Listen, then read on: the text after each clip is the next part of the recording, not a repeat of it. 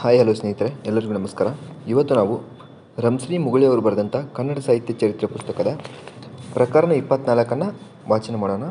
ಅದಕ್ಕಿಂತ ಮುಂಚೆ ಇನ್ನೂ ಯಾರು ನಮ್ಮ ಚಾನಲ್ ಸಬ್ಸ್ಕ್ರೈಬ್ ಮಾಡ್ಕೊಳ್ಳಿ. ಹಾಗೆ ಬೆಲ್ಲೈಕನ್ ಒತ್ತಿ. ವಿಡಿಯೋ ಇಷ್ಟ ಆದರೆ ಲೈಕ್ ಮಾಡಿ, ಹಾಗೆ ಕಮೆಂಟ್ ಮಾಡಿ ತಿಳಿಸಿ. ಏನಾದರೂ ಡೌಟ್ಸ್ ಇದ್ದರೆ ಇನ್ನೂ ಹೆಚ್ಚಿನ ಮಾಹಿತಿ ಬೇಕು ಅಂದರೆ ತಿಳಿಸಿ. ಬನ್ನಿ ಈಗ ಪ್ರಕರಣ 24 ಇತರ ಭಾಗವತ ಕವಿಗಳು.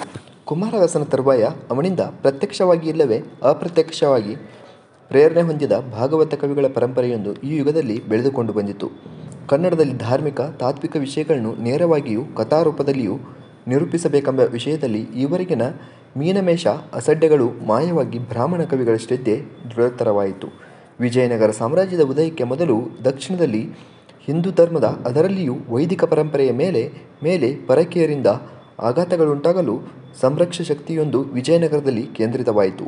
ಅದರ ಪ್ರಭಾವವು ಕುಮಾರವ್ಯಾಸನಿಂದ ಮೊದಲುಗೊಂಡು ಕನ್ನಡ ವೈದಿಕ ವಾಗ್ಮಯದಲ್ಲಿಯೂ ಕಂಡುಬಂದಿತು. ರಾಮಾಯಣ, ಮಹಾಭಾರತ, ಭಗವದ್ಗೀತೆ, ಭಾಗವತ ಪುರಾಣಗಳು, ದರ್ಶನಗಳು, ಮತತ್ರಯಗಳು ಕನ್ನಡ ರೂಪ ತಾಳಿ ವ್ಯಗ್ಗಳವಾದುವು. ಈ ಯುಗದಲ್ಲಿಯೇ ಕಾವ್ಯಕ್ಕೆ ಗುರುವೆನ್ನಲು ರಚಿಸಿದ ಕುಮಾರವ್ಯಾಸ ಎಂಬುದನ್ನು ಈ ಅರ್ಥದಲ್ಲಿಯೂ ನಾವಿಂದು ತಿಳಿದುಕೊಳ್ಳಬಹುದು. ಕುಮಾರ ವಾಲ್ಮೀಕಿ ಪಂಪನ ಪ್ರೇರಣೆಯಿಂದ ಮತ್ತು ಅವನ ವಿಷಯಕವಾದ ಹೆಮ್ಮೆಯಿಂದ ನಾಗಚಂದ್ರನು ಅಭಿನವ ಪಂಪನಾದಂತೆ ಕುಮಾರವ್ಯಾಸನ ಪ್ರೇರಣೆಯಿಂದ ಕುಮಾರ ವಾಲ್ಮೀಕಿ ತಲೆದೋರಿದನು. ಪಂಪ, ಅಭಿನವ ಪಂಪ ಇವರು ಭಿನ್ನ ಗುಣರಾದರಂತೆ ಕುಮಾರವ್ಯಾಸ, ಕುಮಾರ ವಾಲ್ಮೀಕಿ ಇವರು ಭಿನ್ನರಾದರು. ಒಬ್ಬರು ಇನ್ನೊಬ್ಬರ ನೆಳಲಾಗಲಿಲ್ಲ, ಒಬ್ಬರ ಯೋಗ್ಯತೆ ಇನ್ನೊಬ್ಬರದಾಗಲಿಲ್ಲ. ಕುಮಾರ ವಾಲ್ಮೀಕಿ ತನ್ನ ಕಾಲವನ್ನು ಹೇಳಿಲ್ಲ, ಕಾಲಸೂಚಕವಾದ ನಿರ್ದಿಷ್ಟವಾದ ಅಂಶಗಳನ್ನು ಹೇಳಿಲ್ಲ. ಉರಗಾಲಯವ, ಪೆಸರ್ವಡೆದನ ಮುಂತಾದ ಪದ್ಯಗಳಲ್ಲಿ ಕುಮಾರವ್ಯಾಸನು ಅವನನ್ನು ಕನಕದಾಸನು ನೆನೆದಿದ್ದಾನೆ. ಅವನು ಸ್ವತಃ ತನ್ನ ರಾಮಾಯಣದ ಕೊನೆಯಲ್ಲಿ ಕುಮಾರವ್ಯಾಸನನ್ನು ಹೊಗಳಿದ್ದಾನೆ. ಇವರಿಬ್ಬರ ನಡುವಿನ ಕಾಲವೆಂದರೆ ಸುಮಾರು 1400 ರಿಂದ 1600 ಒಳಗೆ ಅವನು ಜೀವಿಸಿರಬೇಕೆಂದು ತೋರುತ್ತದೆ. ಕುಮಾರವ್ಯಾಸನ ಕಾಲವು ಸುಮಾರು 1400 ಎಂಬುದೇನು ಸರ್ವಸಮ್ಮತವಲ್ಲ. ಆದ್ದರಿಂದ 16ನೇ ಶತಮಾನಕ್ಕೆ ಹಿಂದೆ ಕುಮಾರವ್ಯಾಸನ ತರುವಾಯದಲ್ಲಿ ಕುಮಾರ ವಾಲ್ಮೀಕಿ ಇದ್ದನೆಂದು ಸದ್ಯಕ್ಕೆ ಹೇಳಿದರೆ ಎಲ್ಲವೂ ಒಪ್ಪುವಂತಿದೆ. ಅವನ ಚರಿತ್ರೆಯೇನೂ ತಿಳಿದಿಲ್ಲ.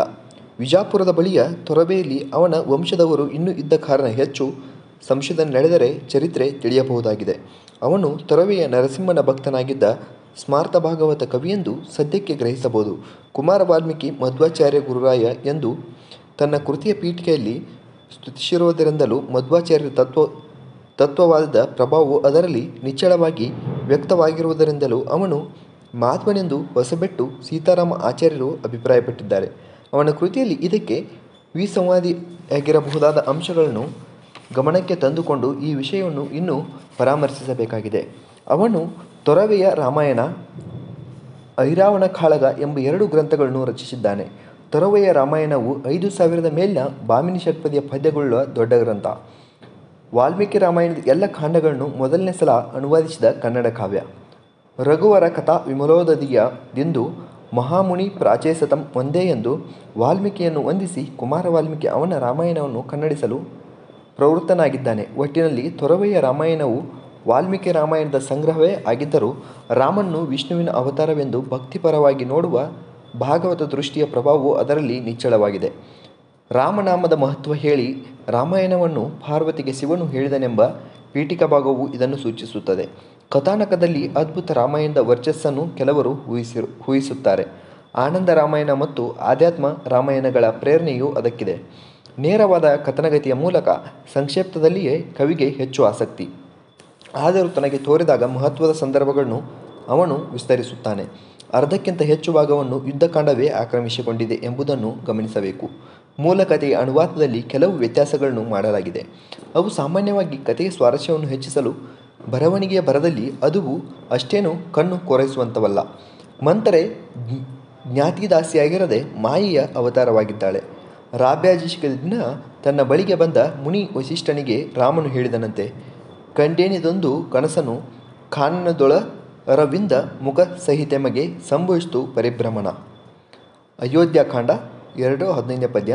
ಮುನಿವೇಷದಲ್ಲಿ ರಾವಣು ಬರಲು ಸೀತೆ ನಮ್ಮಯ್ಯ ಜನಕ ಬಂದ ಓಲಾಯಿ ತೆಂದಳು ಮುಗಿಯುವ ಕರಯುಗದ ಮುಂದೆ ಮಾರೀಚ ನೆಂಬಗಳದ ಮಾಯಾಮೃಗದಲ್ಲಿದ್ದವನು ರಾಮನೆಂಬ ನೃಪ ಎಂದು ರಾವಣ ಸುಳ್ಳಾಡುತ್ತಾನೆ. ಹೀಗೆ ಇನ್ನೂ ಕೆಲವನ್ನು ಗುರುತಿಸಬಹುದು. ಪಾತ್ರ ದೃಷ್ಟಿಯಿಂದ ರಾವಣನಲ್ಲಿ ಒಳ್ಳೆಯತನದ ಅಂಶಗಳನ್ನು ತೋರಿಸುವ ಪ್ರಯತ್ನವು ಕಾಣುತ್ತದೆ.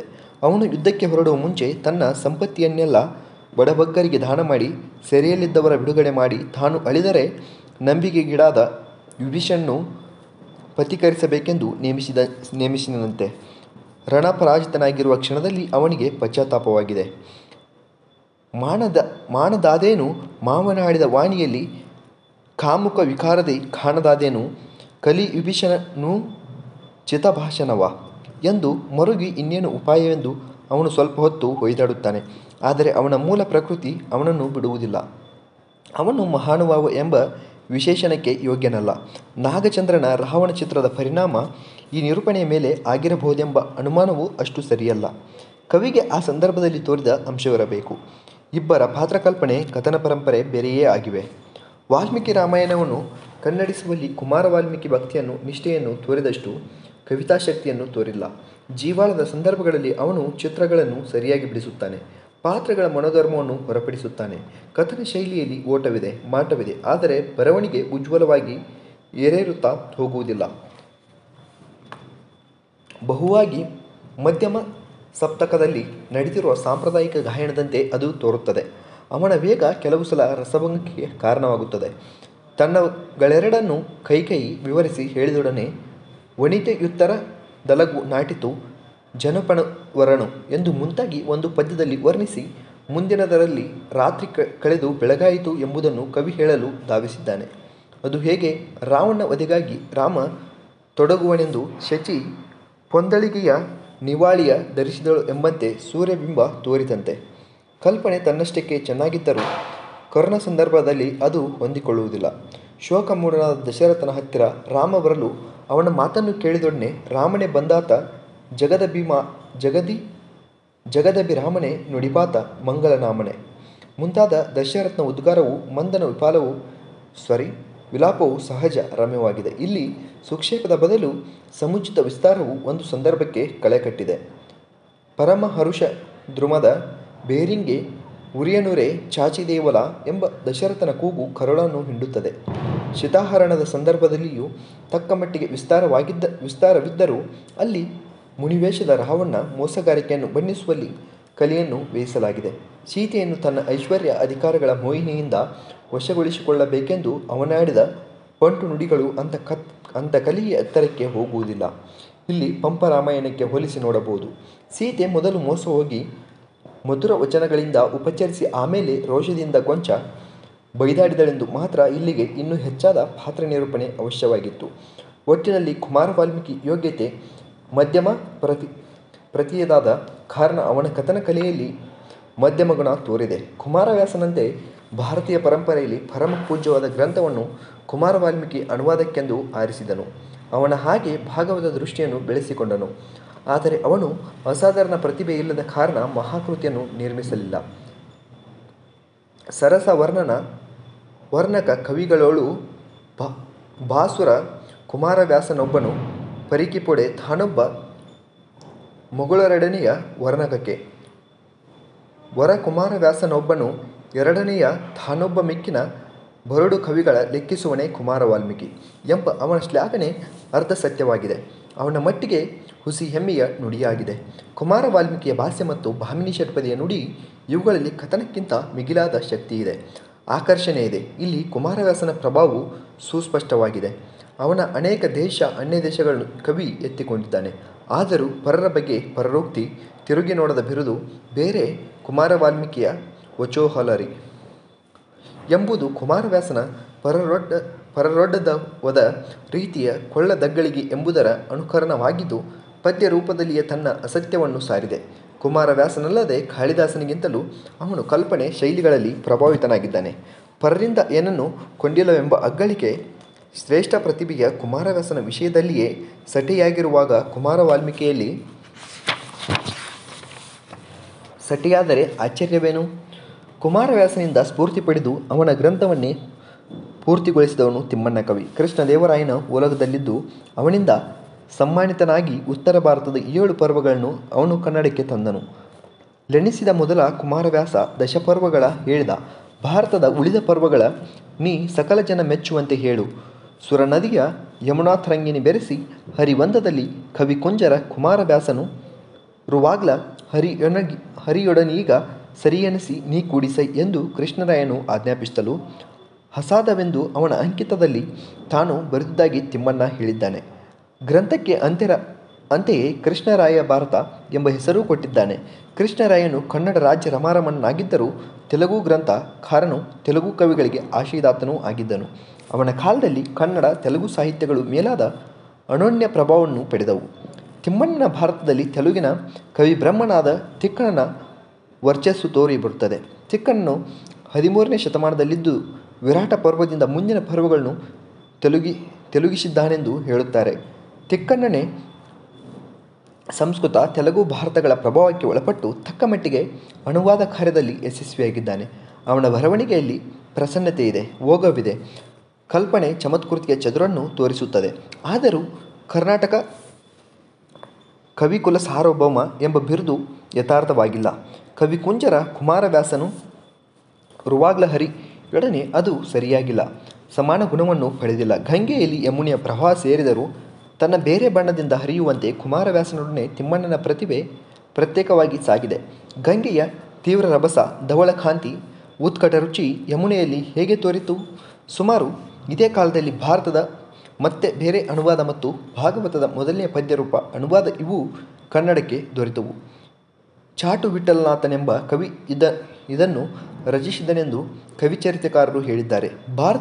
ಭಾರತ ಹಾಗೂ ಭಾಗವತ ಇವೆರಡು ಗ್ರಂಥಗಳ ಕರ್ತೃತ್ವವು ಚರ್ಚಾಸ್ಪದವಾಗಿದೆ. ಒಬ್ಬನೇ ಕವಿ ಭಾಗವತವನ್ನು ಕನ್ನಡಿಸಿಲ್ಲವೆಂದು ಆರಾಧ್ಯೇಂದ್ರ ಅಥವಾ ನಿತ್ಯಾತ್ಮನಾಥ, ವಿದ್ಯಾಯೋಗಿ ಅಥವಾ ವಿದ್ಯಾನಾಥ, ಸದಾನಂದಯೋಗಿ, ನಿರ್ವಾಣನಾಥ ಮತ್ತು ಚಾಟು ವಿಠಲನಾಥ ಎಂದು 5 ಅದರ ಬೇರೆ ಬೇರೆ ಭಾಗಗಳ ಅನುವಾದಕರೆಂದು ಬೆಟಗೆರೆ ಕೃಷ್ಣಶರ್ಮರು ಅಭಿಪ್ರಾಯಪಟ್ಟಿದ್ದಾರೆ.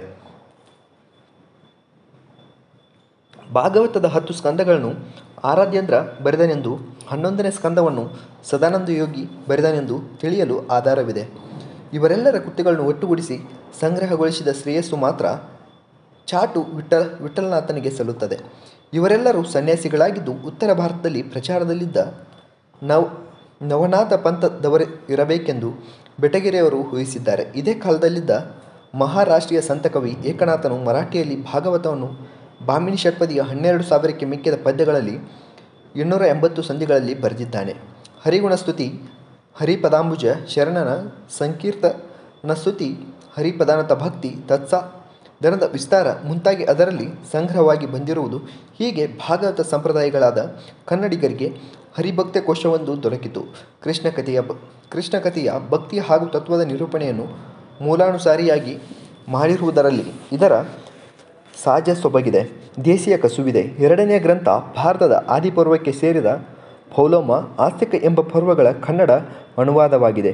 ನಿತ್ಯಾತ್ಮನಾರಾಯಣ ಎಂಬ ಅಂಕಿತವು ಸಂಧಿಯ ಕೊನೆಗಳಲ್ಲಿ ಬರುತ್ತದೆ. ಚಾಟು ವಿಠಲನ ಉಲ್ಲೇಖವಿಲ್ಲ.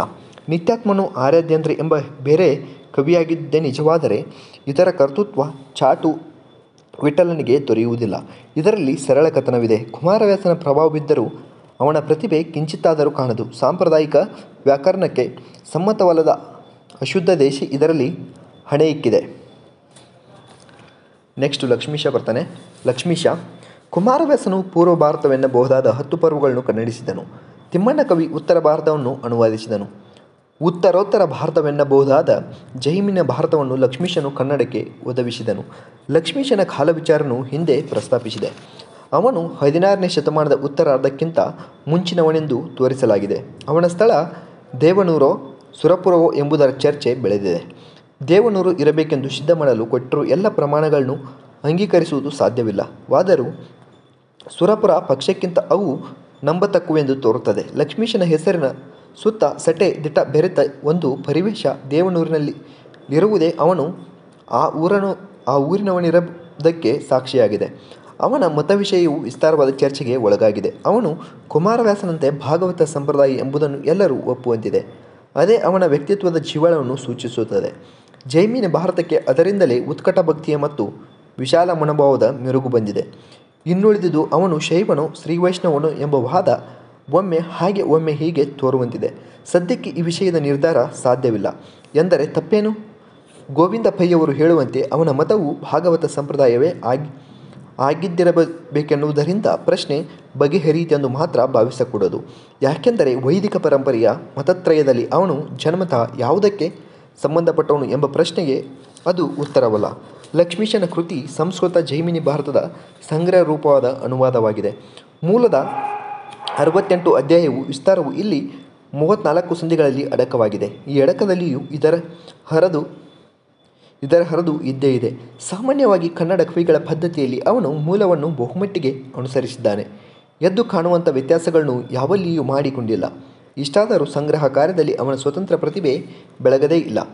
ಮೂಲದಲ್ಲಿಯೂ ಹಲವಾರು ಧಾರ್ಮಿಕ ಮಹತ್ವದ ಮತ್ತು ಕಾವ್ಯಬಂಧಕ್ಕೆ ಅನಾವಶ್ಯವಾದ ವರ್ಣನೆ ಬೋಧನೆಗಳನ್ನು ಅವನು ಬಿಟ್ಟಿದ್ದಾನೆ. ನವೀನ ಮತ್ತು ಪ್ರಸಂಗೋಚಿತವಾದ ವರ್ಣನೆಗಳನ್ನು ಸೇರಿಸಿದ್ದಾರೆ. ಅಲ್ಲಲ್ಲಿ ಮೂಲ ವಿಸ್ತಾರವನ್ನು ಮಾಡಿದ್ದಾನೆ. ಶೃಂಗಾರ, ವಿಶೇಷವಾಗಿ ಭಕ್ತಿ ಮತ್ತು ವೀರ ಈ ರಸಗಳ ವರ್ಣನೆಗೆ ಹೆಚ್ಚಿನ ಅವಕಾಶವನ್ನು ಕಲ್ಪಿಸಿದ್ದಾನೆ. ಕಥಾ ಸಂಗತಿಗಳಲ್ಲಿ ಕನ್ನಡ ಜೈಮಿನಿ ಭಾರತಕ್ಕೂ ಸಂಸ್ಕೃತ ಜೈಮಿನಿ ಭಾರತಕ್ಕೂ ಇರುವ ಹಲವು ಸಾಧಾರಣ ವ್ಯತ್ಯಾಸಗಳನ್ನು ಗುರುತಿಸಬಹುದು. 1. ಮರುತ್ತನ ಯಜ್ಞದಲ್ಲಿ ಬ್ರಾಹ್ಮಣರು ಬಿಸುಟ ದನವನ್ನು ಧರ್ಮರಾಯನು ತನ್ನ ಅಶ್ವಮೇಧಕ್ಕಾಗಿ ತಂದನು ಎಂಬುದು ಸಂಸ್ಕೃತದ ಜೈಮಿನಿ ಭಾರತದಲ್ಲಿಲ್ಲ. ಅದನ್ನು ವ್ಯಾಸಭಾರತದ ಅಶ್ವಮೇಧ ಪರ್ವದಿಂದ ಲಕ್ಷ್ಮೀಶನು ಎತ್ತಿಕೊಂಡಿದ್ದಾನೆ. 2. ಬಭ್ರುವಾಹನನು ಕುದುರೆಯ ಪಟದ ಲಿಪಿಯನ್ನು ನೋಡಿದೊಡನೆಯೇ ತನಗೂ ಅರ್ಜುನನಿಗೂ ಇದ್ದ ಸಂಬಂಧವನ್ನರಿತು ಅವನಿಗೆ ಕುದುರೆಯನ್ನೊಪ್ಪಿಸಲು ಹೊರಟನೆಂದು ಸಂಸ್ಕೃತದ ಜೈಮಿನಿ ಭಾರತದಲ್ಲಿದ್ದರೆ, ತಾಯಿ ಚಿತ್ರಾಂಗದೆಯ ಬುದ್ಧಿವಾದವನ್ನು ಕೇಳಿದ ಮೇಲೆ ಹಾಗೆ ಮಾಡಿದನೆಂದು ಕನ್ನಡದ ಜೈಮಿನಿ ಭಾರತದಲ್ಲಿದೆ. 3. ಕುಶಲವರ ಕಾಳಗದ ಸಂಗತಿ ಬಭ್ರುವಾಹನ ಯುದ್ಧ ಆರಂಭವಾದ ಮೇಲೆ ಸಂಸ್ಕೃತದ ಜೈಮಿನಿ ಭಾರತದಲ್ಲಿ ಹೇಳಲಾಗಿದೆ. ಕನ್ನಡದಲ್ಲಿ ಕಾಳಗಕ್ಕೆ ಮೊದಲೇ ಅದು ವರ್ಣಿತವಾಗಿದೆ. ಇಂಥ ಹಲವು ವ್ಯತ್ಯಾಸಗಳ ನುಡಿದರೆ ಜೈಮಿನಿ ಭಾರತವು ಕಥಾನಕದ ಪ್ರಮುಖ ಭಾಗದಲ್ಲಿ ಮತ್ತು ಭಕ್ತ ಚರಿತ್ರಾವಳಿಯ ಜೋಡಣೆಯ ಸಂಸ್ಕೃತ ಗ್ರಂಥವನ್ನು ಹಿಂಬಾಲಿಸಿರುತ್ತದೆ. ವ್ಯಾಸ ಭಾರತದಲ್ಲಿ ಆಗಲಿ ಪುರಾಣಗಳಲ್ಲಿ ಆಗಲಿ ಕಾಣದೊರೆಯದ ಯೌವನಾಶ್ವ, ಸುಧನ್ವ, ಮಯೂರಧ್ವಜ, ವೀರವರ್ಮ, ಚಂದ್ರಹಾಸ ಮುಂತಾದ ವ್ಯಕ್ತಿಗಳು ಪರಮ ವೈಷ್ಣವರಾಗಿ ಇಲ್ಲಿ ಬರುತ್ತಾರೆ. ಇವರ ಕಥೆಗಳು ಭಾಗವತ ಪರಂಪರೆಯಲ್ಲಿ ಪ್ರಚಲಿತವಾಗಿರಬೇಕು, ಚಾರಿತ್ರಿಕ ಸತ್ಯಾಂಶವನ್ನು ಒಳಗೊಂಡಿರಬೇಕು. ಈ ವಿಷಯದಲ್ಲಿ ಸಂಶೋಧನೆ ಮುನ್ನಡೆಯಬೇಕಾಗಿದೆ.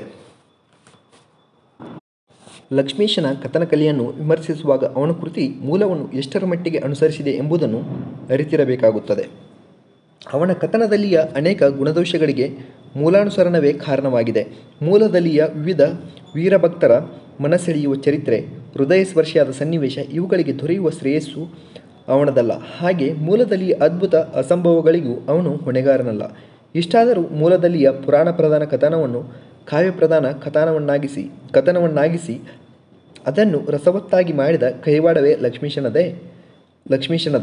ಮೂಲದಿಂದ ಬಂದ ಕಥೆ ಯಾವುದೇ ಇರಲಿ, ಅದನ್ನು ತನ್ನದಾಗಿ ಮಾಡಿಕೊಂಡು ಅದರ ಸನ್ನಿವೇಶ ವ್ಯಕ್ತಿಗಳಲ್ಲಿಯೂ ವರ್ಣನಾ ಸಂದರ್ಭ ರಸಸ್ಥಾನಗಳಲ್ಲಿಯೂ ಅತ್ಯಂತ ತಾದಾತ್ಮ್ಯವನ್ನು ಹೊಂದಿ ರುಚಿಯಾಗುವಂತೆ ಹೇಳುವ ಕಥನಕಲೆ ಅವನಲ್ಲಿತ್ತು. ಕಥೆಯನ್ನು ಹೇಳುತ್ತಾ ಅವನು ಸೊಗಸಾದ ಚಿತ್ರಗಳನ್ನು ಬಿಡಿಸುತ್ತಾನೆ. ಉತ್ಪ್ರೇಕ್ಷೆಗಳಿಗೆ ಮಾಲೆಯನ್ನು ರಚಿಸುತ್ತಾನೆ. ಕುಣಿತದ ಗೆಜ್ಜೆಗಳಂತೆ ಮಧುರವಾದ ವಿವಿಧವಾದ ಲಯದಿಂದ ಉಲಿಯುವ ನುಡಿಗಡನವನ್ನು ಹೆಣೆಯುತ್ತಾನೆ. ಒಮ್ಮೊಮ್ಮೆ ಅವನೆಳೆಯುವ ಸಣ್ಣ ಕೊಂಚದ ಗೆರೆಯೂ ಕಥೆಯ ಕುತೂಹಲಕ್ಕೆ ಕಾರಣವಾಗುತ್ತದೆ.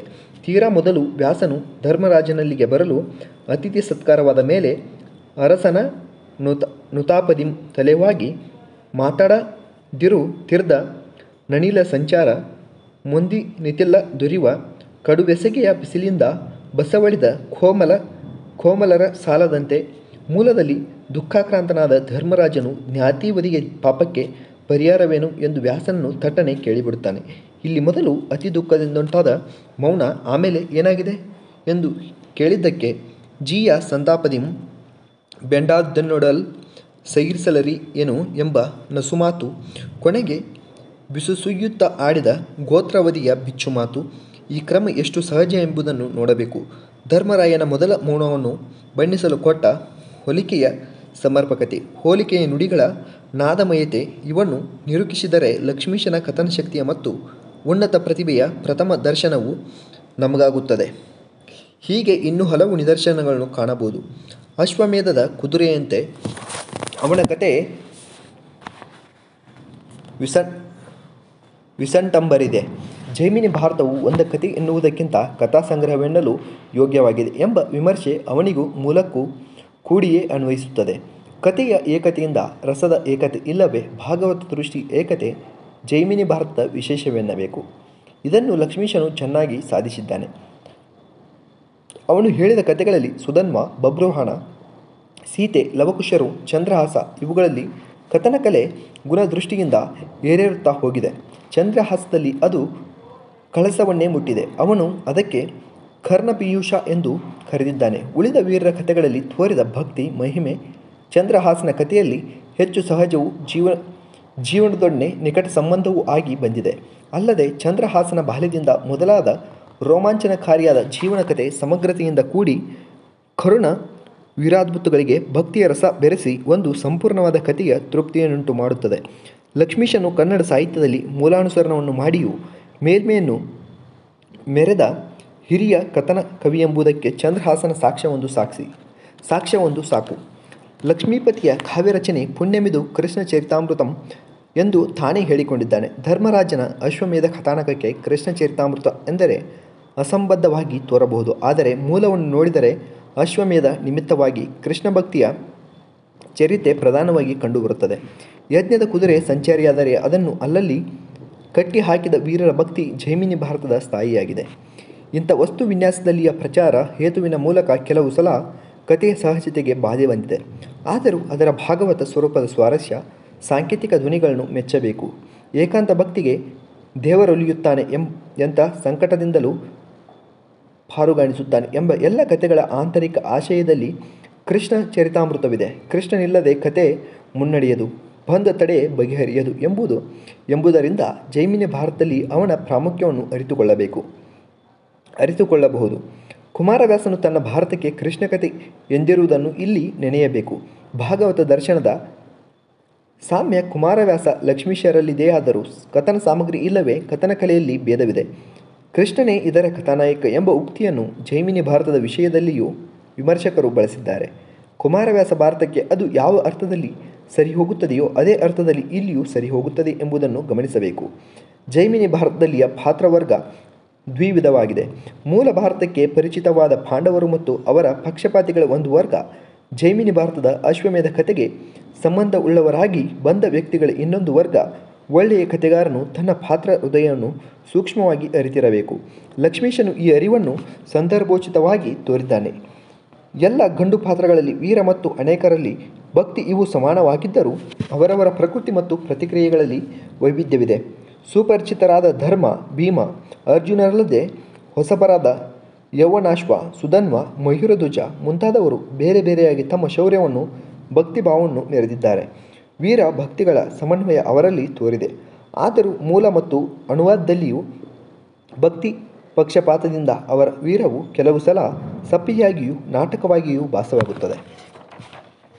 ಚಂದ್ರಹಾಸನು ಸಹ ಸಿಕ್ಕಿದೆಡೆ ಕೃಷ್ಣ ದರ್ಶನವ ಪುಣ್ಯಮೇ ಸಾಕು ಎಂದು ಧರ್ಮಯಜ್ಞದ ಕುದುರೆಗಳನ್ನು ಕಟ್ಟಿದರೆ ಪುರುಷಾರ್ಥವೇನೆಂದು ತನ್ನ ಮಕ್ಕಳನ್ನು ಕೇಳುತ್ತಾನೆ. ಪಾಂಡವರ ಕುದುರೆ ಕೃಷ್ಣನ ದರ್ಶನ ಸಂದರ್ಭ ಎಂದೊಡನೆ ಹುಚ್ಚೆದ್ದು ಹೋರಾಡಿದ ಬಂಟರು ಆಯುಧಗಳನ್ನು ಕೆಳಗಿಡುತ್ತಾರೆ. ಮೂಲ ವಸ್ತುವಿನಲ್ಲಿಯೂ ಪಾತ್ರಕಲ್ಪನೆಯಲ್ಲಿಯೂ ಅಶ್ವಮೇಧ ಮತ್ತು ಕೃಷ್ಣ ಭಕ್ತಿ ಇವುಗಳ ಹೊಂದಿಕೆಯಲ್ಲಿ ಉಂಟಾದ ಕೊರತೆ ಲಕ್ಷ್ಮೀಶನಲ್ಲಿಯೂ ಕಂಡುಬಂದಿದೆ. ಅವನ ಸೊಗಸಾದ ಕಥೆಗಾರಿಕೆಯ ಮೋಹಿನಿಯಿಂದ ನಾವದನ್ನು ಓದಿನ ಭರದಲ್ಲಿ ಅಲಕ್ಷಿಸುತ್ತೇವೆ. ಹೆಣ್ಣು ಪಾತ್ರಗಳಲ್ಲಿ ಉತ್ತರ ರಾಮಾಯಣದ ಭಾಗದಲ್ಲಿ ಕರುಣಾಮೂರ್ತಿಯಾಗಿ ಮೆರೆದ ಸೀತಾದೇವಿ ಪ್ರಮುಖಳಾಗಿದ್ದಾಳೆ. ಅವಳ ಆದರ್ಶ ರಾಮನಿಷ್ಠೆಯನ್ನು, ಸಹನಶೀಲತೆಯನ್ನು ಚಿತ್ರಿಸುವುದರ ಜೊತೆಗೆ ಅನ್ಯಾಯವಾಗಿ ಪರಿತ್ಯಾಗದ ಬಗ್ಗೆ ಪ್ರತಿಭಟನೆಯನ್ನು ಕವಿ ಚಿತ್ರಿಸಿದ್ದಾನೆ. ಲಕ್ಷ್ಮಣನಿಂದ ಪರಿತ್ಯಾಗದ ಕಾರಣವನ್ನು ತಿಳಿದೊಡನೆ ಅವಳಲ್ಲಿ ಉಂಟಾದ ಪ್ರತಿಕ್ರಿಯೆಗಳನ್ನು ಲಕ್ಷ್ಮೀಶನು ಸೂಕ್ಷ್ಮವಾಗಿಯೂ ಜಟಿಲವಾಗಿಯೂ ನಿರೂಪಿಸಿ ತನ್ನ ಪಾತ್ರ ಪ್ರಜ್ಞೆಯ ಮೇಲ್ಮಟ್ಟವನ್ನು ಮೆರೆದಿದ್ದಾನೆ. ಶೃಂಗಾರ ರಸಿಕೆಯಾದ ಪ್ರಭಾವತಿ, ಛಲವಾದಿನಿಯಾದ ಜ್ವಾಲೆ, ವಿಪರೀತ ಪ್ರಕೃತಿಯ ಚಂಡಿ, ಪ್ರಣಯ ಚತುರಿಯಾದ ವಿಷಯೆ ಇವರನ್ನು ಲಕ್ಷ್ಮೀಶನು ತನ್ನ ಕಥಾಮಂದಿರದಲ್ಲಿ ಮೂರ್ತಿಗಳನ್ನಾಗಿ ಕೆತ್ತಿ ನಿಲ್ಲಿಸಿದ್ದಾನೆ. ಪ್ರೇರಣೆ ಮೂಲದಿಂದ, ಆದರೆ ಪ್ರತಿಕೃತಿ ಅವನದು. ಲಕ್ಷ್ಮೀಶನ ಛಂದಸ್ಸು ಶೈಲಿಗಳಲ್ಲಿ ಪ್ರೌಢ ಪಾಂಡಿತ್ಯದ ಲೇಪುಳ್ಳ ಸಹಜ ಆವಿಷ್ಕಾರವಿದೆ. ದೇಸಿ ಮಾರ್ಗಗಳ ಸಮ್ಮಿಲನವಿದೆ.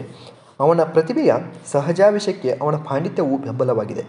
ಸಭಿಯಾದ ಶಾರೀರವುಳ್ಳ ಸಂಗೀತಗಾರನು ಸಶಾಸ್ತ್ರವಾಗಿ ಹಾಡಿ ರಂಜಿಸುವಂತೆ ಲಕ್ಷ್ಮೀಶನು ಹಾಡಿದ್ದಾನೆ.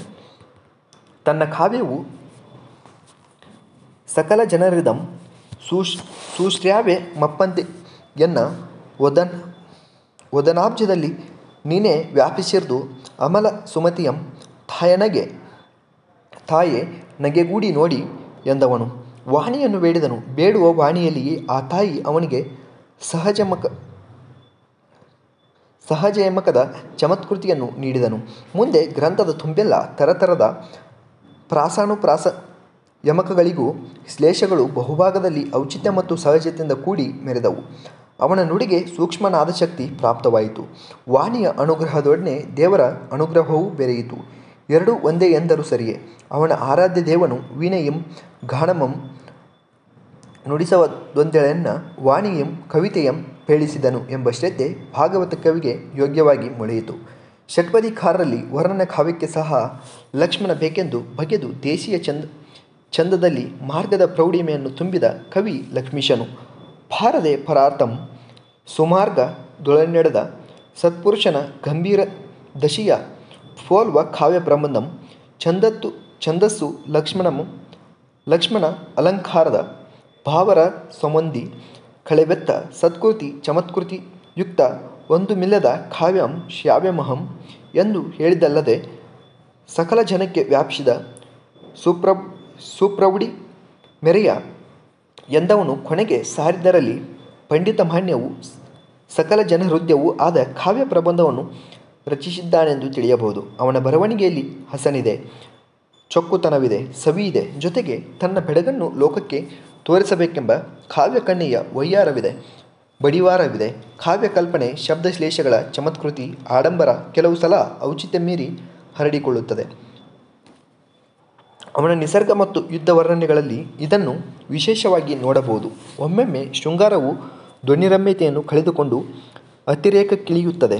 ಯುದ್ಧಕ್ಕೆ ಹೊರಟ ಸುಧನ್ವನು ತನ್ನ ಅರಸಿ ಪ್ರಭಾವತಿಯನ್ನು ಕಂಗಾಡಿನ ಸಂದರ್ಭವನ್ನು ಇದಕ್ಕೆ ಉದಾಹರಣೆಯಾಗಿ ತೆಗೆದುಕೊಳ್ಳಬಹುದು. ಸಕಾರಣವಾಗಿ ಸ್ವರತಕ್ಕೆ ಕರೆಯುವ ಪ್ರಭಾವತಿ ತೀರಾ ಸ್ಫುಟವಾಕ್ಯಳು ಲಜ್ಜಾಹೀನೆಯೂ ಆಗುತ್ತಾಳೆ. ಪ್ರಣಯದ ರಮ್ಯಲೀಲೆ ಇಲ್ಲಿ ಮೈಗೂಟದ ಮಕ್ಕಳ ಬಯಕೆಯ ವ್ಯವಹಾರವಾಗಿ ಪರಿಣಮಿಸುತ್ತದೆ. ಭಕ್ತಿರಸ ವೀರರಸ ಪ್ರಧಾನವಾದ ಈ ಕಥೆಗಳನ್ನು ಹೇಳಿದಾತನು ಉತ್ತಮ ವರ್ಗದ ಕವಿ.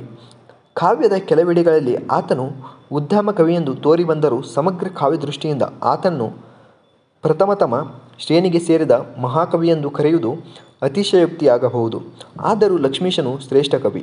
ಲಕ್ಷ್ಮೀಶನ ಕಾವ್ಯಜ್ಯೋತಿಯು ಮಬ್ಬಾಗಿದ್ದರೆ ಅದು ಮಹತ್ವದ ಅಭಾವದಿಂದಲ್ಲ, ನಿರಸತೆಯ ಭಾವದಿಂದ. ಲಕ್ಷ್ಮೀಶನ ಕಾವ್ಯವು ಉತ್ತಮ ಗುಣಗಳಿಂದ ಕೂಡಿದ್ದರೂ ಅದು ವಿಶೇಷವಾಗಿ ಜನಪ್ರಿಯವಾಗಿದ್ದರೂ ಶುದ್ಧ ಕವಿತಾದೃಷ್ಟಿಯಿಂದ ಅದು ಪಂಪ, ರನ್ನ, ನಾರಣಪ್ಪನ ಗ್ರಂಥಗಳ ಮಟ್ಟಕ್ಕೆ ಏರಲಾರದೆಂದು ಅನೇಕ ವಿಮರ್ಶಕರ ಅಭಿಪ್ರಾಯ. ಇದು ಬಲುಮಟ್ಟಿಗೆ ನಿಜವೂ ಹೌದು. ಅವನು ಪ್ರಥಮತಃ ಪಂಡಿತ, ಸಂಪ್ರದಾಯ ಶರಣ, ಉತ್ತಮ ಸಂಗ್ರಾಹಕ, ಮೇಲ್ಮಟ್ಟದ ಕಥೆಗಾರ. ಈ ಅವತರಣಿಕೆಗಳಲ್ಲಿ ಲಕ್ಷ್ಮೀಶನ ವಿಷಯವಾಗಿ ವ್ಯಕ್ತವಾದ ತರತರದ ತೀರ್ಮಾನದ ಮಾದರಿಗಳನ್ನು ನೋಡಿಕೊಳ್ಳಬಹುದು. ಲಕ್ಷ್ಮೀಶನು ಮಹಾಕವಿಯೇ, ಅವನ ಜೈಮಿನಿ ಭಾರತವು ಮಹಾಕಾವ್ಯವೇ ಎಂಬ ಪ್ರಶ್ನೆಗಳಿಗೆ ವಿಮರ್ಶಕರ ಉತ್ತರವು ಒಂದೇ ಸಮನಾಗಿಲ್ಲ.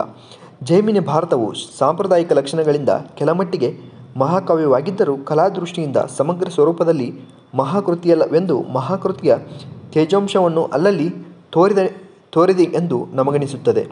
ಮೂಲದಲ್ಲಿಯ ಕಥಾವಸ್ತುವಿನ ಕೃತಕತೆಯನ್ನು ಲಕ್ಷ್ಮೀಶನು ಅನುಕರಿಸಿ ಬಿಡಿಯಾದ ಕೆಲವು ಕಥೆಗಳಲ್ಲಿ ಮಾತ್ರ ಗ್ರಥನ ಕೌಶಲ್ಯದ ಹಿರಿಮೆಯನ್ನು ತೋರಿಸಿದ್ದಾನೆ.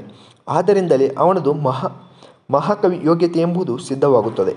ಇಡೀ ಗ್ರಂಥದಲ್ಲಿಯ ಛಂದಸ್ಸು ಶೈಲಿಗಳ ಪರಿಪಾಕದಿಂದಲೂ ಅವನ ಶಕ್ತಿ ತಿಳಿಯುತ್ತದೆ. ಅವನು ಪ್ರಥಮತಃ ಪಂಡಿತ ಎನ್ನುವುದಕ್ಕಿಂತ ಕಥನ ಕವಿ ಎಂದರೆ ಹೆಚ್ಚು ಯುಕ್ತ. ಅವನು ಸಾಂಪ್ರದಾಯಿಕನಾದರೂ ಸಂಪ್ರದಾಯಶರನಲ್ಲ. ಪಾಂಡಿತ್ಯ ಚಮತ್ಕೃತಿಗಳ ವ್ಯಾಮೋಹ ಅವನ ಕಾವ್ಯ ರಚನೆಯಲ್ಲಿ ಎದ್ದು ಕಾಣುತ್ತಿದ್ದರೂ ಅದರ ಬುಡದಲ್ಲಿ ಕವಿತಾಸತ್ವವು ಸಿಲುಕಿ ಜರ್ಜರಿತವಾದ ಸಂದರ್ಭಗಳು ಕಡಿಮೆ. ಒಟ್ಟಿನಲ್ಲಿ ಲಕ್ಷ್ಮೀಶ ಮಹಾಕವಿಯು ಯೋಗ್ಯತೆ ಉಳ್ಳವನಾದರೂ ಅವನ ಜೈಮಿನಿ ಭಾರತವು ಅದರಲ್ಲಿ ಮಹತ್ತಾಗಿದೆ, ಸಮಗ್ರದಲ್ಲಿ ಮಹಾಕೃತಿಯಾಗಿಲ್ಲ. ಈ ಮುಂದೆ ಈಗ ಗೋಪಕವಿ ಬರ್ತಾನೆ. ಗೋಪಕವಿ ಕುಮಾರವ್ಯಾಸ ಮತ್ತು ಲಕ್ಷ್ಮೀಶರ ಪ್ರಭಾವಳಿಯಲ್ಲಿ ಬೆಳೆದ ಕವಿಗಳಲ್ಲಿ ಗೋಪ ಇಲ್ಲವೇ ಗೋವಿಂದ ಕವಿಯೊಬ್ಬನು. ಇವನು ಚಿತ್ರಭಾರತ, ನಂದಿ ಮಹಾತ್ಮ್ಯ ಎಂಬೆರಡು ಗ್ರಂಥಗಳನ್ನು ಬರೆದಿದ್ದಾನೆ. ಇತ್ತೀಚೆಗೆ ಉಪಲಬ್ಧವಾದ ಚಿತ್ರಭಾರತದ ರಚನೆಯ ಕಾಲವನ್ನು 1581 ಎಂದಿವನೇ ಹೇಳಿದ ಕಾರಣ 16ನೇ ಶತಮಾನದ ಉತ್ತರಾರ್ಧದಲ್ಲಿ ಇವನು ಜೀವಿಸಿದ್ದನೆಂಬುದು ಸ್ಪಷ್ಟವಾಗುತ್ತದೆ. ಇವನ ಗ್ರಂಥಗಳಿಂದ ಇವನು ವಿಜಾಪುರ ಜಿಲ್ಲೆಯ ಬೇಡಬುಯ್ಯರದ ಕರಣಿಕ ಕುಲದವನೆಂದು ಬ್ರಹ್ಮಚಾರಿಯಾಗಿ ಭಾರತವನ್ನೆಲ್ಲ ತೀರ್ಥಯಾತ್ರೆಗೋಸ್ಕರ ಸುತ್ತಿರಬಹುದೆಂದು ತಿಳಿಯುತ್ತದೆ. ಪೂರ್ವ ಕವಿಗಳಲ್ಲಿ ಲಕ್ಷ್ಮೀಪತಿಯನ್ನು ನೆನೆದಿದ್ದಾನೆ. ಅಲ್ಲದೆ ಉತ್ತಮ ಕವೀಂದ್ರೋತ್ಸವಂ, ಚೈತ್ರ ಶುಕನಲ್ಲಿ ಈವುತ್ತಿರಲು ಸದ್ಗುರ ಕೃಪಾಮೃತದ ಪೆದ್ದೊರೆಯ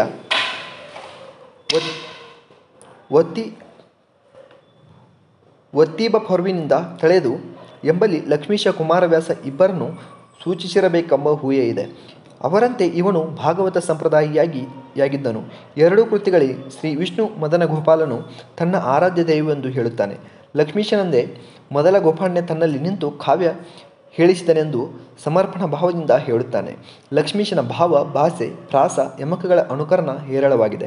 ಚಿತ್ರ ಭಾರತದಲ್ಲಿ ಭಾರತ ಕಥಾಂಶವೇ ಇದೆ. ಸುಮಾರು ಅರ್ಧದವರೆಗೆ ರಾಜಸೂಯ, ದ್ಯೂತ, ವನವಾಸವಿದ್ದು ಉಳಿದರ್ಧದಲ್ಲಿ ವತ್ಸಲಾಹರಣದ ವಿಸ್ತಾರವಿದೆ. ಮಹಾರಾಷ್ಟ್ರ ಭಾಷೆಯಲ್ಲಿ ಈ ಕಥೆ ಪ್ರಚಾರವಾಗಿದೆ ಎಂದು ಕನ್ನಡದಲ್ಲಿ ಬರೆದದ್ದನ್ನಾಗಿ ಹೇಳಿದ್ದಾನೆ. ಸಾರಮಿದು ಶ್ರೀಹರಿಕಥಾಮೃತ ಎಂಬಲ್ಲಿ ಅವನ ಭಾಗವತ ದೃಷ್ಟಿ ಪ್ರಕಟವಾಗಿದೆ. ಕುಮಾರ ವ್ಯಾಸಾದಿಗಳ ಪರಂಪರೆಗೆ ಅನುಗುಣವಾಗಿದೆ. ಚಿತ್ರಕವಿತ್ವದ ಚಮತ್ಕೃತಿ ಶಬ್ದಾರ್ಥದಲ್ಲಿ ವ್ಯಗ್ಗಳವಾದ ಕಾರಣ ಚಿತ್ರಭಾರತ ಎಂದಿದ್ದಕ್ಕೆ ಹೆಸರು. 30 ಸಂಧಿಗಳ ಸಾವಿರಾರು ವಾರ್ಧಕ ಷಟ್ಪದಿಗಳ ಈ ಕೃತಿಯಲ್ಲಿ ಭಕ್ತಿ ಇದೆ, ಚಮತ್ಕೃತಿ ಇದೆ, ಮಧ್ಯಮ ಕಾವ್ಯದ ಗುಣವಿದೆ. ಆದರೆ ಅವನೆಂದಂತೆ ಇದು ಮಹಾಕೃತಿಯಲ್ಲ. ನಂದಿ ಮಹಾತ್ಮ್ಯ ಅವನು ಹೆಚ್ಚು ಪರಿಪಕ್ವವಾದ ಕೃತಿ. ಅದರಲ್ಲಿಯ ನಂದಿಯ ಮಹಾತ್ಮ್ಯವನ್ನು ಸಾರುವ ಒಂದು ಸೂತ ಪುರಾಣವಿದೆ. ಕಥಾನಕದಲ್ಲಿ ಆಕರ್ಷಕವಾದದೇನೂ ಇಲ್ಲ. ಆದರೂ ಕವಿಯ ಕಲ್ಪನಾಶಕ್ತಿ, ಭಾಷಾಶೈಲಿಗಳು ಹೆಚ್ಚು ಪಾಡಿಗೆ ಬಂದಿವೆ. ತನುವಿಲ್ಲದಲ್ಲಿ ಪ್ರಾಣ ಪ್ರತಿಷ್ಠೆ ಮಾಡಿ ಕವೀಶ್ವರರ ಗಣತಿಯಂ ಬಣ್ಣಿಸುವರಾರ್ ಆಣೆ ಹೋದ್ದೆ ಬೀದಿಗೆಲ್ಲವೇ ಜಗದೊಳು ಎಂಬ ತೆರೆದ ಪದ್ಯಗಳಲ್ಲಿ ಶ್ರೇಷ್ಠ ಕಾವ್ಯದ ತೆಳುವು ಮಾಗಿದೆ. ಚಿತ್ರ ಭಾರತದಲ್ಲಿಯ ಕ್ಲಿಷ್ಟತೆ, ವೈಷಮ್ಯಗಳು ಇಲ್ಲಿ ಕಡಿಮೆಯಾಗಿ ಲಕ್ಷ್ಮೀಶನಿಗೆ ಸಮಾನವಾದ ಪ್ರಸಾದ ಮಾಧುರ್ಯಗಳು ಕಾಣುತ್ತವೆ. ನವೀನ ರಸ, ಚಿತ್ರಾರ್ಥಭರಿತ ಕಾವ್ಯ, ಸುಜನ ಸೇವ್ಯ ಶ್ರೂಶ್ರಾವ್ಯವಾಗಿವೆ. ಮಹಿಮಂಡಲದೊಳು ಎಂಬ ಹೇಳಿಕೆ ಸಫಲವಾಗಿದೆ. ಈ ನವ್ಯಂ ಕಾವ್ಯಂ ಜಗತ್ ಸೇವ್ಯಮಾಗುವಂತೆ ನಂದಿ ಮಾಡಲಿ ಎಂದು ಕವಿ ಬೇಡಿಕೊಂಡಿದ್ದಾನೆ. ನಂದೀಶ ಮಹಾತ್ಮೆ ಎಂಬ ವಿಷಯದ ಹೊರತಾಗಿ ಇದರಲ್ಲಿ ನವ್ಯತೆಯೇನೂ ತಿಳಿಯದು. ನೆಕ್ಸ್ಟು ನಾಗರಸ ಅಂತ ಬರ್ತಾನೆ. ಇನ್ನು ಮುಂದಿನವರು ನಾಗರಸ. ಇದೇ ಭಾಗವತ ಪರಂಪರೆಯಲ್ಲಿ ಕನ್ನಡಕ್ಕೆ ತನ್ನದೊಂದು ಕಾಣಿಕೆಯನ್ನು ನೀಡಿದವನು ನಾಗರಸನು. ಇವನ ಕಾಲ ದೇಶದ ಚರಿತ್ರೆಯನ್ನು ತಿಳಿದಿಲ್ಲ. ತಾನು ವಿಶ್ವೇಶ್ವರನ ಸುತ, ಶಂಕರ ಗುರುವಿನ ಶಿಷ್ಯ ಎಂದು ಹೇಳಿದ್ದಾನೆ. ವಿಠ್ಠಲರಾಯನನ್ನು ನೆನೆದಿದ್ದಾನೆ. ಯಾವ ಕಾರಣವನ್ನು ಕೊಡದೆ ಇವನು ಸುಮಾರು 1650ರಲ್ಲಿ ಇದ್ದಿರಬಹುದೆಂದು ಊಹಿಸುತ್ತೇವೆ ಎಂದು ಕವಿಚರಿತ್ರಕಾರರು ಹೇಳಿದ್ದಾರೆ. ಶೈಲಿಯನ್ನು ಶಿಥಿಲದೇಶಿಯಿಂದ ಮಿಶ್ರವಾದ ಕಾರಣ 16-17ನೇ ಶತಮಾನದಲ್ಲಿ ಇವನಿದ್ದಿರಬಹುದು. ದಾಸಕೂಟದ ಭಕ್ತಿವಾಗ್ಮಯದ ಪ್ರಭಾವಕ್ಕೆ ಒಳಪಟ್ಟಿರಬೇಕು. ಇವನು ಭಾಗವತ ಸಂಪ್ರದಾಯದ ಸ್ಮಾರ್ತ ಎಂದರೆ ಶಂಕರ ಅದ್ವೈತ ಮತದವನೆಂಬುದು ಗ್ರಂಥಸ್ಥ ಪ್ರಮಾಣಗಳಿಂದ ತಿಳಿಯಬಹುದು. ಭಗವದ್ಗೀತೆಯ ಕನ್ನಡ ಅನುವಾದವನ್ನು ಪದ್ಯಕ್ಕೆ ಪದ್ಯವಾಗಿ ಭಾಮಿನಿ ಷಟ್ಪದಿಯಲ್ಲಿ ಮಾಡಿದ್ದಾನೆ. ವಾಸುದೇವ ಕಥಾಮೃತವ ವಿಶ್ವಾಸದಿಂ ನೆರೆ ತಿಳಿದು ಸುಖಿಸುವುದು ಆಸೆಯಲ್ಲವ ಬಿಟ್ಟು ಮುನಿಗಳ ಹರಿಪರಾಯಣರು ಎಂಬುದು ಇವನ ಭಾಗವತತನಕ್ಕೆ ಸಾಕ್ಷಿ. ಭಗವದ್ಗೀತೆ ಎಂದರೆ ಅವನಿಗೆ ವಾಸುದೇವ ಕಥಾಮೃತ. ಕುಮಾರವ್ಯಾಸನಿಂದ ನಾಗರಸರವರೆಗಿನ ಬಹುಶಃ ಎಲ್ಲ ಭಾಗವತ ಕವಿಗಳು ಹೀಗೆ ಹೇಳಿರುವುದನ್ನು ಲಕ್ಷಿಸಬೇಕು. ಗೀತೆಯ ಅನುವಾದದಲ್ಲಿ ಅನೇಕ ಕಡೆಗಳಲ್ಲಿ ಮೂಲದಲ್ಲಿ ಸ್ಫುಟವಾಗಿ ಇಲ್ಲದಾಗಲೂ ಶಂಕರಾದ್ವೈತದ ರೀತಿಯಲ್ಲಿ ಕನ್ನಡಿಸಿದ್ದಾನೆ. ಉದಾಹರಣೆಗೆ ಪರಮ ಮುನಿಗಳು ಯತ್ನದಿಂ ಕಾಂಬರು ಕಣ ಜೀವಾತ್ಮನೆ ನಿರ್ಧರಿಸಿ ನೋಡಲು ತಮ್ಮೊಳಿಹ ಪರಮಾತ್ಮನೆಂದಿತು. ಇದಕ್ಕೆ ಮೂಲವಾದ ಪದ್ಯದಲ್ಲಿ ಎಂತಂತೋ ಯೋಗಿ ನಚ್ಛೇನ ಪಶ್ಯಂತ್ಯಾತ್ಮ ನ್ಯವ್ಯಸ್ಥಿತಂ ಎಂದಿದೆ. ಹಲವು ಕಡೆಗೆ ಮಾಯಾವಾದವನ್ನು ಅನುಗೊಳಿಸಿದ್ದಾನೆ. ಒಟ್ಟಿನಲ್ಲಿ ನಾಗರಸನ ಅನುವಾದ ಕಾರ್ಯವು ಸಮರ್ಪಕವಾಗಿದೆ, ಹೃದಯವಾಗಿದೆ. ತನ್ನ ಮತದೃಷ್ಟಿಯಿಂದ ಗೀತೆಯ ಶ್ಲೋಕಗಳನ್ನು ಚೆನ್ನಾಗಿ ತಿಳಿದುಕೊಂಡು ಅವಕ್ಕೆ ತಿಳಿಗನ್ನಡ ಸ್ವರೂಪ ಕೊಡುವುದರಲ್ಲಿ ಅವನು ಪಡೆದ ಯಶಸ್ಸು ಹೆಚ್ಚಿನದು. ಸಂಸ್ಕೃತ ಪದ್ಯಗಳನ್ನು ಹಾಗೆ ಇಟ್ಟು ಇಲ್ಲವೇ ಇನ್ನೂ ಕಠಿಣವಾದ ಪದಗಳನ್ನು ಸೇರಿಸಿ ಅವನು ಭಾಷಾಂತರ ಮಾಡಿದ್ದರೆ ಅದಕ್ಕಿಂತ ಭಗವದ್ಗೀತೆ ಸರಳವೆನ್ನಿಸಿಕೊಳ್ಳಬಹುದಾಗಿತ್ತು. ಇವನ ಸರಳ ಸ್ಪಷ್ಟ ಅಚ್ಚಗಣದ ಅನುವಾದಕ್ಕೆ ಅವನೊಬ್ಬನು ತನುವಿನೊಳಗೆ ಗಿಹ ಜೀವವನು ಕೊಲುವಾತನೆಂಬವ ನಾವನೊಬ್ಬನು ಕೊಲಿಸಿಕೊಂಬವ ತಾನೆಂಬವನು ಎಂದು ಮುಂತಾಗಿ ಪದ್ಯವನ್ನು ಉದಾಹರಣೆ ನೋಡಬೇಕು. ಕೆಲವು ಸಲ ಮೂಲದ ಅರ್ಥವು ಅಸ್ಪಷ್ಟವಾಗಿದೆ, ಶೈಲಿ ಕ್ಲಿಷ್ಟವಾಗಿದೆ. ಆದರೆ ಹೆಚ್ಚು ಕಡೆಗಳಲ್ಲಿ ನಾಗರಸನು ಕನ್ನಡಿಗನಾಗಿ ಕನ್ನಡ ಭಗವದ್ಗೀತೆಯನ್ನು ಅಂದವಾಗಿ ರಚಿಸಿದ್ದಾನೆ. ಪದ್ಯ ಪೂರಕವೆಂದು ತನ್ನ ಕೆಲವು ಮಾತುಗಳನ್ನು ಸೇರಿಸುವಲ್ಲಿ ಕನಸಿನ ಕತ್ತಲೆಯಲ್ಲಿಹ ಕಳ್ಳನಂದದಿ ಎಂಬ ಕೊಚ್ಚಿತ್ತಾದ ಹೋಲಿಕೆಗಳನ್ನು ಕೊಟ್ಟಿದ್ದಾನೆ. ತಾತ್ವಿಕ ಗ್ರಂಥಗಳ ಸರಳಾನುವಾದಕ್ಕೆ ಮಾದರಿಯಾಗಿರುವ ಇವನ ಗ್ರಂಥವು ಕನ್ನಡ ಜನರಲ್ಲಿ ಹೆಚ್ಚು ಪ್ರಚಾರಗೊಳ್ಳಬೇಕಾಗಿದೆ. ಇಲ್ಲಿಗೆ ಪ್ರಕರಣ 24 ಮುಗಿತು. ಇನ್ನು ನೆಕ್ಸ್ಟು ಕ್ಲಾಸಲ್ಲಿ ಪ್ರಕರಣ 25 ನೋಡೋಣ. ಇನ್ನೂ ಯಾರು ನಮ್ಮ ಚಾನಲ್ ಸಬ್ಸ್ಕ್ರೈಬ್ ಮಾಡ್ಕೊಳ್ಳಿ. ಹಾಗೆ ಬೆಲ್ ಐಕಾನ್ ಒತ್ತಿ ನಿಮ್ಮ ಫ್ರೆಂಡ್ಸ್ ಕೂಡ ಶೇರ್ ಮಾಡಿ. ಅದೇ ರೀತಿ ವಿಡಿಯೋ ಇಷ್ಟ ಆದರೆ ಲೈಕ್ ಮಾಡಿ. ಏನಾದರೂ ಡೌಟ್ಸ್ ಇದ್ದರೆ ಇನ್ನೂ ಹೆಚ್ಚಿನ ಮಾಹಿತಿ ಬೇಕಾದರೆ ಕಮೆಂಟ್ ಮಾಡಿ ತಿಳಿಸಿ. ನಿಮ್ಮ ಫ್ರೆಂಡ್ಸಲ್ಲಿ ಯಾರಾದರೂ KCET, ನೆಟ್ಟು ಮತ್ತು JRF ಇನ್ನು ಉಳಿದ ಕರ್ನಾಟಕ ಸರ್ಕಾರ ನಡೆಸುವ PC, PSI ಪರೀಕ್ಷೆಗಳಿಗೆ ಯಾರಾದರೂ ತಯಾರಾಗ್ತಿದ್ರೆ ಅವ್ರಿಗೆ ನಮ್ಮ ಚಾನಲ್ನ ಶೇರ್ ಮಾಡ್ಬೋದು. ಇಷ್ಟೊತ್ತು ವಿಡಿಯೋ ವೀಕ್ಷಿಸಿದ್ದಕ್ಕಾಗಿ ಧನ್ಯವಾದಗಳು. Thank you.